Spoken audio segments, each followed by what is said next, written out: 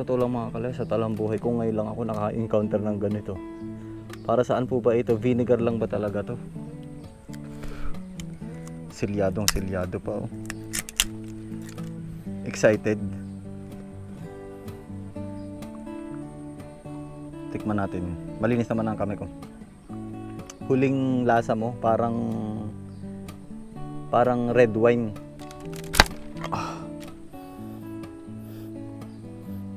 Para siyang parang sardinas. Buksan na natin. Nakaka-curious itong mga to ah. Tapos kumuha ako nung isang llanera. Pagkuha ko pala, dairy cream pala yung nakalagay. Si amama pa naman, ang daming kinain. Sabi, bakit daw walang lasa? Aray ko. Akala nung kuya ko, yung namatay, akala niya ay Milo, pagkain po. Supla kasi sobrang pait. Pumunta ako dito sa bukid kahit medyo hapon na kasi medyo maganda po yung panahon. Pero tingnan nyo, may rainbow mga kalesa. Ganda oh. Mukhang malakas ang ulan to mamaya. Try ko lang kung ano yung pwede ko pang magawa po dito sa bukid. Kasi pag umaga, sobrang dami ko pong ginagawa. Bigla na ngang umulan. Huh! Lakas. Wow. Kinaibot ng mga manok. Kung mapapansin nyo, di ba, doon sa mga previous vlogs po natin, may nakaharang ako dito na kawayan. Yang kawayan na yan. Isa po yun sa mga rason kaya nilalagyan po natin ng harang para protection din po sa mga pusa, aso. Kahit po yung mga ibon, dito rin po tumatambay eh. Lalo na ngayon, yung taas po ng ating bubong. Tatambayan po yan ng mga ibon. Bigla ang lakas ng ulan no. Kanina sobrang init eh, tas tinuro ko lang yung rainbow. Bigla na kagad umulan. Mainit sa kabila pero maulan dito sa kabilang side. Gagawin ko na lang ngayon. Pupunasan ko tong mga to kasi nung may nagawa ho dito, daming alikabok oh. Lilinisin natin yan. Kasi mga kalehas, meron tayong mga bagong ilalagay po dito. Mamaya, maglilinis po muna tayo. Ewan ko ba sa mga manok? Bakit gustong gusto nilang kaibutin yung mga ganitong alikabok?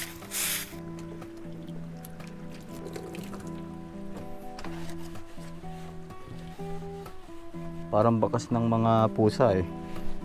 Kapag kasi walang harang, na-attract talaga sila dito sa ating kusina.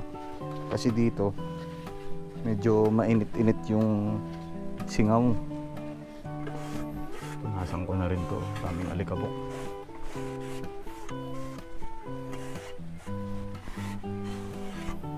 Kapag naglilinis ng ganito, naalala ko yung lola ko eh. Ang tawag pa nga namin, inana. Hindi ko ba alam bakit inana. Sa iba naman ay lola. Nanay po ng nanay ko. Pag lalaki naman, amama. Balik tayo dito. Yung inana ko dati, ang hilig po magpunas ng mga ganitong estante. Yung mga patungan po dati kasi tumira kami nung elementary sa kanila. Inihahabilin po kami nila nanay kasi sila nanay po tsaka si tatay, busy naman sa trabaho. Yung kuya ko po, tas sumunod si kuya ka best friend, tsaka ako, tumira po kami sa lola namin nung nag-aaral po kami. Tapos pag Sabado at Linggo, umuwi po kami sa bahay, sa bayan.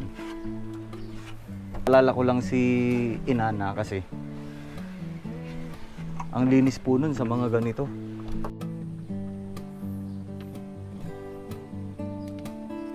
Tapos si inana, yung ganitong tungko, ang tawag po kasi dito sa tatlong bato na ito, tungko. Lalagyan po yan ng mga ganito, yung abo na galing sa kahoy. Tapos ginagawa niya po na parang semento. Makita mo, bilog na bilog yung bato eh. Nagkakaroon siya ng shape na sobrang kinis na kinis. Lapit na tayo matapos.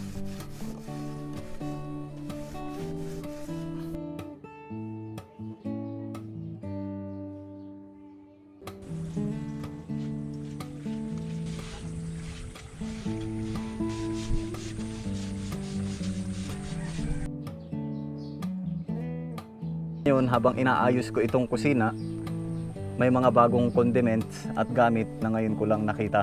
Salamat pala kay Tita Norma at saka kay Tito Lito.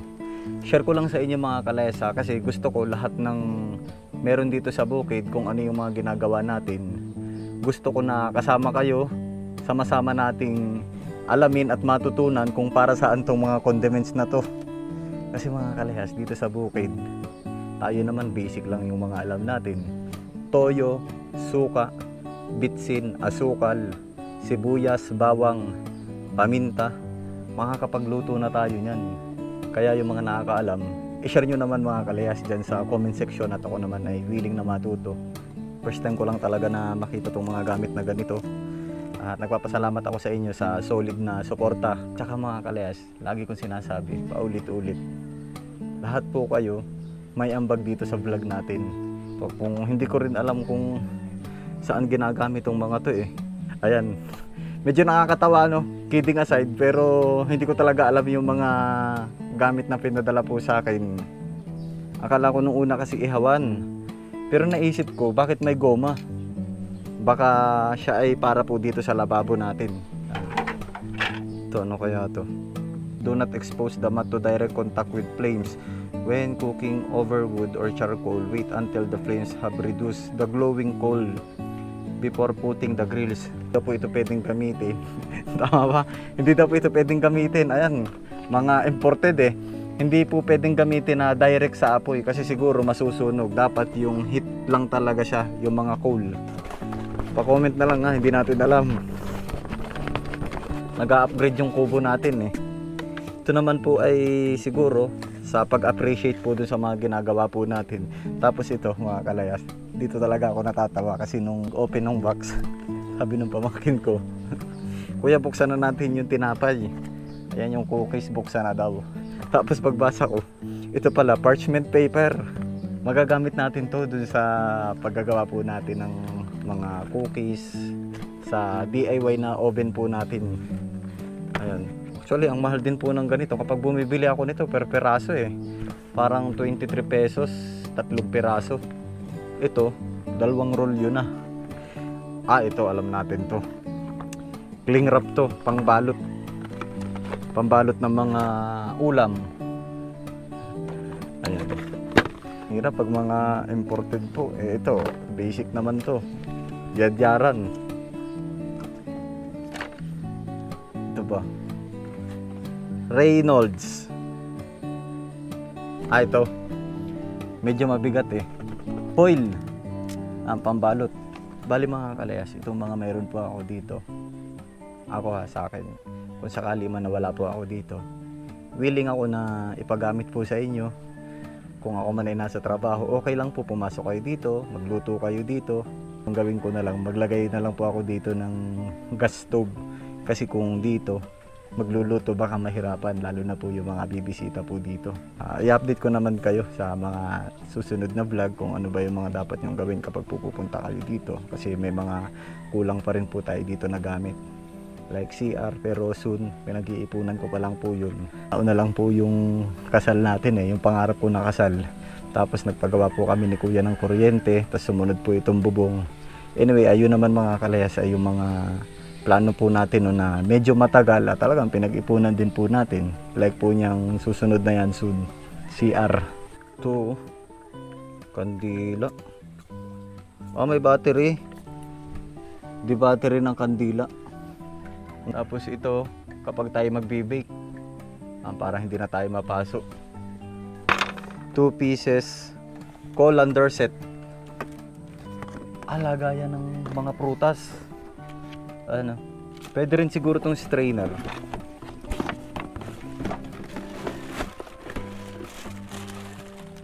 Pwede. Strainer Kaya mga kales, pwede rin ba itong strainer? Kapag magtatanggal tayo ng tubig sa pasta.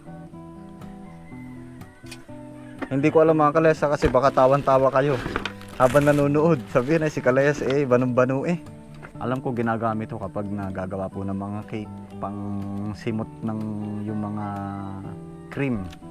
Okay, ito lagay ng suka o toyo. Tapos yung nandito sa paligid, Lalagyan natin ng tuyo, lalagyan natin ng pritong talong, pritong kangkong. Siyempre yung mga kaya lang natin bilihin, hindi naman tayo mga kalas mayaman eh. Dito na tayo sa mga condiments. Bigyan niyo ako mga kalas ng hint kung paano to gamitin. Kasi to, kailangan din talaga natin gamitin. Bakit kamo? Kasi ito, yung mga consumable, may mga validity kung hanggang kailan siya pwedeng gamitin. Kaya kailangan natin din na gamitin to lahat, i-consume natin para hindi po sayang yung effort. Pala mga kalas, i-share ko lang po sa inyo kasi nung magka-video call po kami, sabi nung asawa, sabi, bakit daw yung kawali may alambre na nakapilipit? Yung tangkay kasi nung kawali namin, may alambre na ito, kidding aside mga kalas, pero totoo to. Bakit daw may alambre? Eh, syempre dito naman sa atin, alam niyo naman tayo mga Pinoy, hanggat hindi sira ang gamit, gagamitin. Hanggat kayang gawa ng paraan. Siguro pag sa ibang bansa tapon agad, or may mga gamit sila na pang restore ng mga ganun. Anyways, balik tayo dito. Ito, dressing balsamic vinegar of Modena. Ito sa totoo lang mga kalay, sa talang buhay ko ngayon lang ako naka-encounter ng ganito. Para saan po ba ito? Vinegar lang ba talaga to?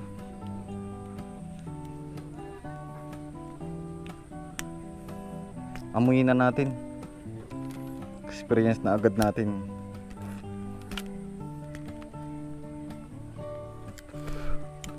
Silyado pa oh. Excited. Tikman natin. Malinis naman ang kamay ko.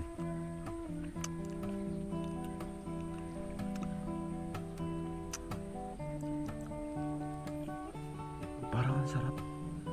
Para siyang, alam mo yun, vinegar siya, pero para siyang, ang nalalasahan ko dito yung huling lasa mo, parang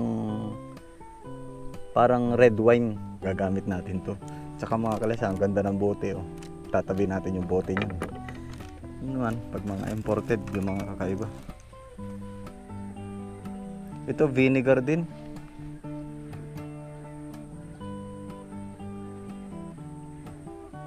Mukhang magkatulad. Ito, vinegar din. Montepolino, made in Italy. Marinara sauce.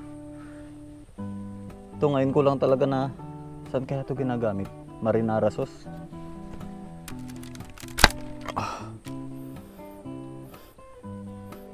Para siyang,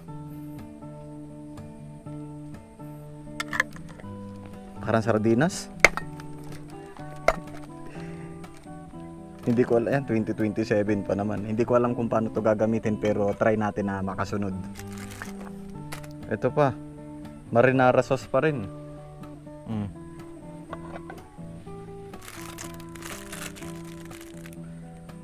Gourmet popping corn. Ito wala naman tayo ditong, ano ang tawag doon? Yung hindi siya oven, microwave. Mina-microwave yata to. Siguro iprito ko na lang to.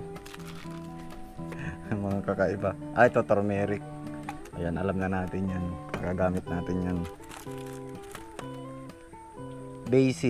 Basil leaves.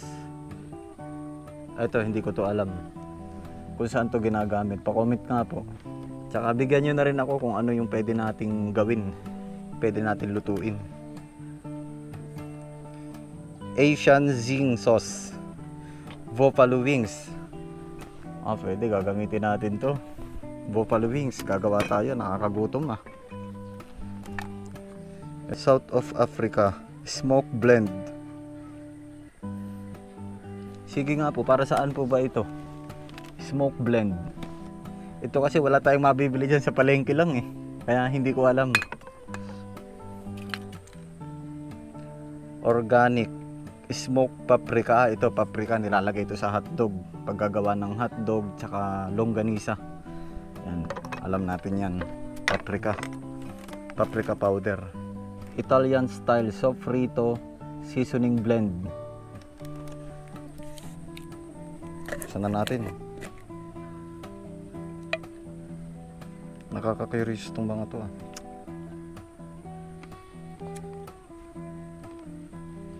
Para siyang pinaghalu-halo mga sibuyas at bawang.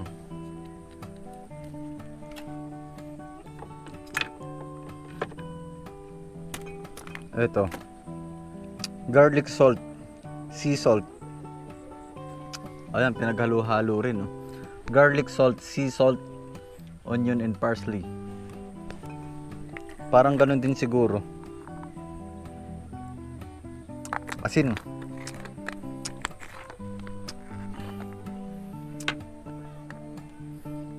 Ito kaya. Oregano leaves. Ito. Oregano. Alam natin yan. Meron yan dyan sa tabi-tabi. Ito kaya. White cheddar. Popcorn seasoning. Panlagay sa popcorn yan. Alam natin yan. Nakalagay naman. Sea salt. Natural sea salt. Parang maganda to ah.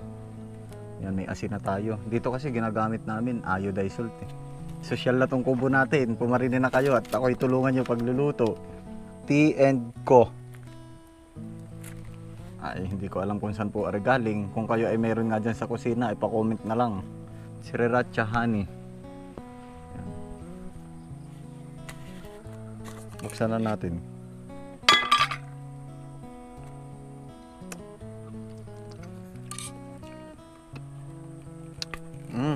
Matamis-tamis. Para siyang pwedeng ilagay sa pizza, ilalahok dun sa paggagawa ng dough. Parang ganun. Ito. Forest fruit preserve. Hindi ko alam kung ano to, para siyang palaman. Ay wala, hindi natin kayang buksan. Naka-sealed. Ganda nitong basket oh. Kung sa basurahan to, pupulutin ko to. Ganda oh. Lagyan natin dito. Tapos ito. Akala ko maple. Sabi sa maple. It's maple. Maple syrup. Kaya lang siya po ay natapon nung nasa box.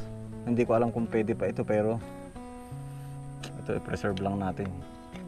Ako naman gusto kong malaman yung mga paggamit po nito mula sa inyo. Although may internet naman po. Pwede ko rin naman makita pero maganda rin na galing po sa inyo kasi baka mamaya mali yung paggamit natin. Katuwa lang din kasi dati nung nakinalula po ako yung experience ko, kagaya ngayon may mga ganito tayo, may mga nadating na ganito.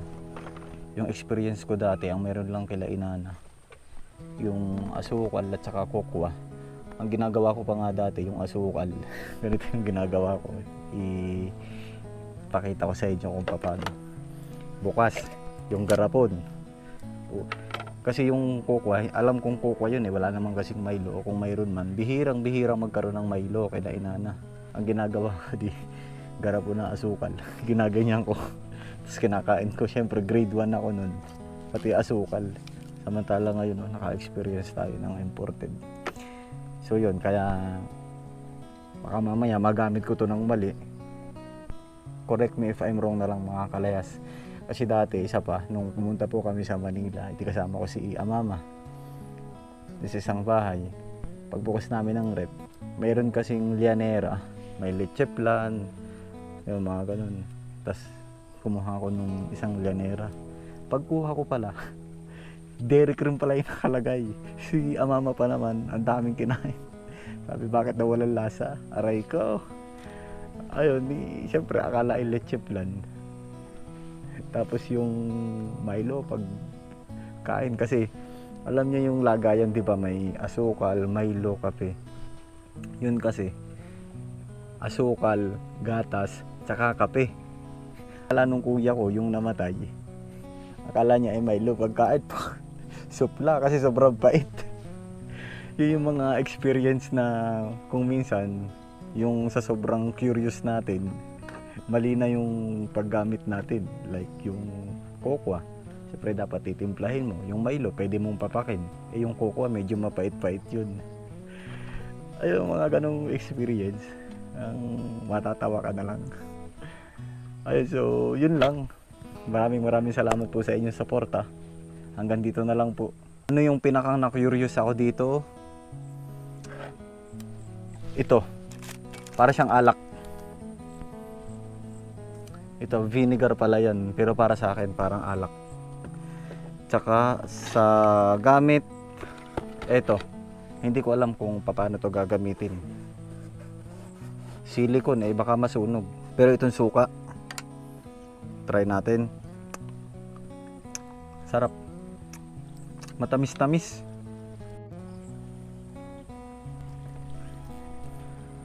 Ayun, so ito na po yung update po dito sa ating paligid.